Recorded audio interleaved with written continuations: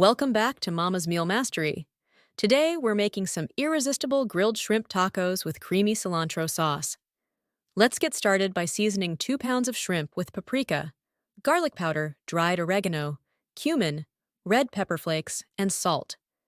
Toss the shrimp with olive oil and thread them onto bamboo or metal skewers. Grill the shrimp for 3 minutes per side until they're perfectly charred and cooked through. Now for the sauce. In a bowl, mix sour cream, fresh cilantro, lime zest, lime juice, and salt.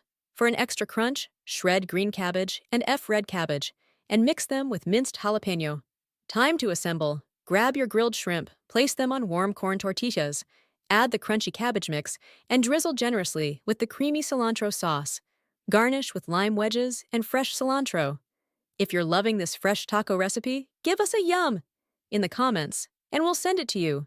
And don't forget to like and follow for more delicious meal ideas.